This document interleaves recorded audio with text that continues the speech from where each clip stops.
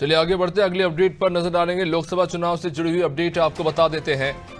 एक तरफ जहां राजनीतिक दल अपनी अपनी तैयारियों में जुटे हुए हैं, दूसरी तरफ प्रत्याशियों के नामों का ऐलान किया जा रहा है। मध्य प्रदेश में अगर आप बात करें तो जहां कांग्रेस ने अपनी दूसरी सूची में मध्य प्रदेश से कुल 10 उम्मीदवारों के नाम जारी किए हैं, तो वही अब आज माना जा रहा है कि बीजेपी अपने शेष बचे हुए 29 सीटों में से जो 5 नाम हैं उन नामों का ऐलान कर सकती है।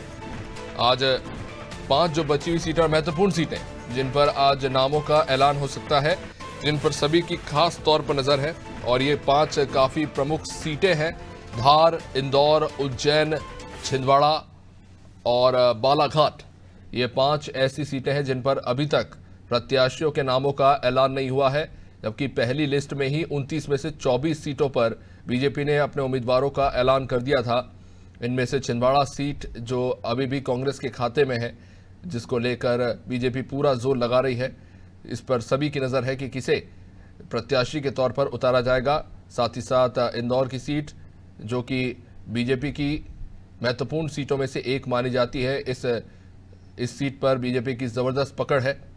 धार, इंदौर, छिंदवाड़ा, बालाघाट और उज्जैन, ये 5 ऐसी सीटें हैं जिन पर नामों का ऐलान नहीं हुआ है, और कहीं ना कहीं ऐसा माना जा रहा है कि पार्टी के अंदर कई सारे ऐसे नेता हैं जिनके बीच जो है रस्साकशी कहीं ना कहीं चल रही है इस सीट पर टिकट पाने को लेकर।